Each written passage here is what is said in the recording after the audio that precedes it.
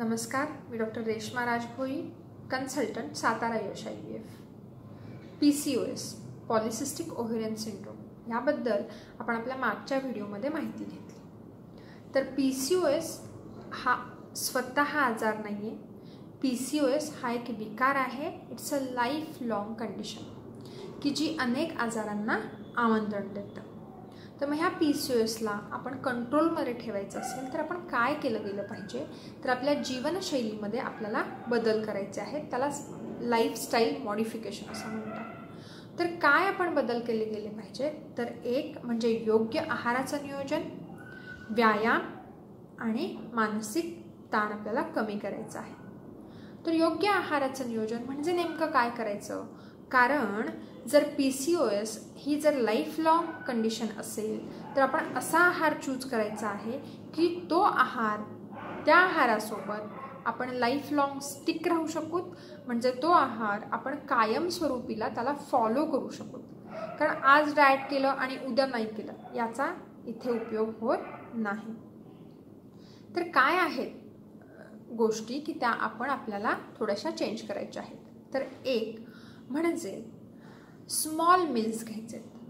Small meals घेणं म्हणजे काय, दर 3-4 तासांनी थोडं थोडं करून खायचं. एकाच वेळी पोट भरून अन्न घ्यायचं नाही आहे. मुबलक प्रमाणात पाण्याचा वापर करायचा आहे. रोज कमीत कमी 3 लिटर पाणी आपल्या शरीरामध्ये गेलं पाहिजे. High protein diet and low carbohydrate diet म्हणजे काय, आहारातलं प्रथिनांचं प्रमाण हे वाढवायचं आहे आणि कार्बोदकांचं प्रमाण हे कमी करायचं आहे. मग आपली प्लेट जर बघितली तर त्याच्यामध्ये तुम्हाला तुमच्या लक्षात येईल की चपाती, भाकरी, भात हे जे पिष्टमय पदार्थ आहेत, कार्बोदक ह्याच्यामध्ये जास्त आहेत, हे पदार्थ आपल्या डाएटमध्ये जास्त येतात. तर आपल्याला तो बॅलन्स करायचा आहे. ह्याचं प्रमाण आपल्याला आहारामध्ये कमी करायचं आहे.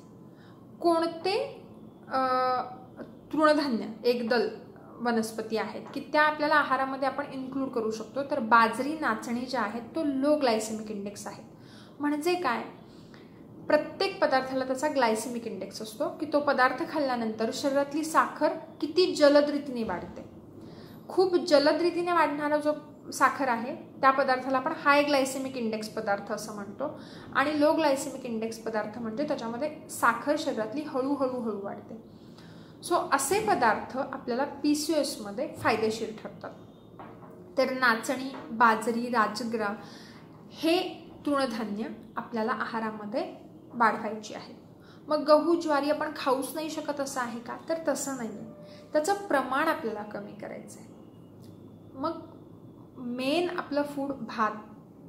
तर भात जो आहे, आपण जो काही भात खातो, पॉलिश राईस जो आहे तो फक्त एक पिष्टमय पदार्थ आहे.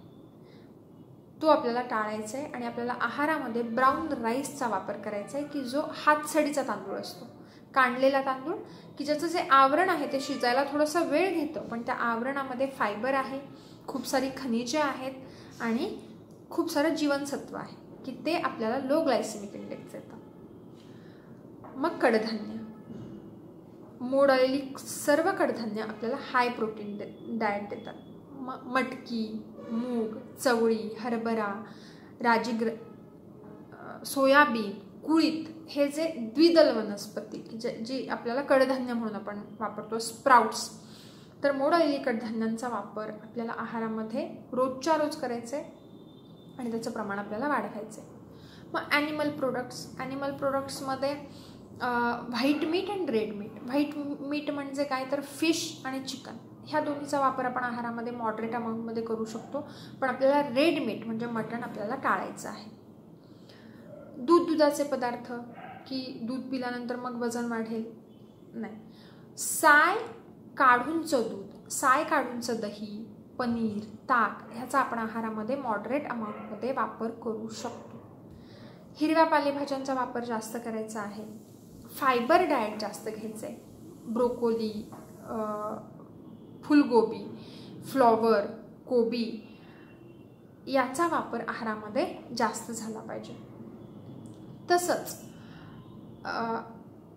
अंड, ज्याचा पांढरा भाग जो आहे तो हाय प्रोटीन डाएटमध्ये त्याचा समावेश होतो. त्याच्यामुळे उकडलेला अंड्याचा पांढरा भाग will be the good source of protein. Overall बघता आपल्या प्लेटमध्ये प्रोटीन हे जास्त असलं पाहिजे. मग आपण जो ब्रेकफास्ट करतो त्याच्यामध्ये तुम्ही मोडलेली कडधान्य, मल्टीग्रेन रोटी म्हणजे काय, तर आपण जे थालीपीठ करतो त्यालाच मल्टीग्रेन रोटी म्हणतात, की सगळ्या डाळींचं एकत्र करून केलेली रोटी म्हणजे मल्टीग्रेन रोटी. तर ते आपण नाश्त्यामध्ये घेऊ शकतो की ज्याच्यामध्ये प्रोटीन जास्त होतात. मग 10-12 7-8चा नाश्ता झाल्यानंतर एक 10च्या आसपास एखादं फळ घेऊ शकतो. तर कोणती फळं आपल्याला लो ग्लायसेमिक इंडेक्स देतात, तर त्याच्यामध्ये येतं सफरचंद, पेरू, स्ट्रॉबेरी, किवी, पपया आणि मोसंबी आणि संत्र.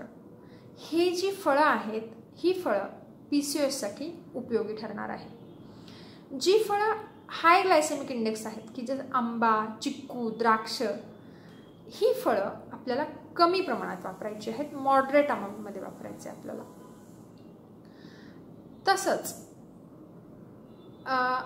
पाण्याचं प्रमाण, भरपूर पाणी प्यायचं आहे. योग्य झोप, योग्य आहार आपल्याला PCOSला कंट्रोल करण्यासाठी मदत करणार आहे. मग व्यायाम, रोज न चुकता 45 मिनिटं आपल्याला व्यायाम करायचा आहे. मग तो एरोबिक्स असो, नॉन एरोबिक तुम्ही करू शकता. एरोबिक्समध्ये तुम्ही चालणं, पळणं, स्विमिंग, सायकलिंग याचा कोणताही मेथड तुम्ही वापरू शकता. सगळ्यात सोपा व्यायाम म्हणजे चालणं. रोज 3 ते 5 किलोमीटर चालायचं, त्यातला 1 किलोमीटर हा 7 ते 9 मिनिटामध्ये चालायचं आहे. प्रयत्न करायचे, थोडंसं फास्ट चालायचं आहे, घाम आला पाहिजे. जर हे आपण जर केलं रोज 45 मिनिटं, कमीत कमी आठवड्यातून 5 ते 6 दिवस जरी आपण हे केलं, त्याला आपण स्टिक राहिलो, तर that will be really best in PCOS.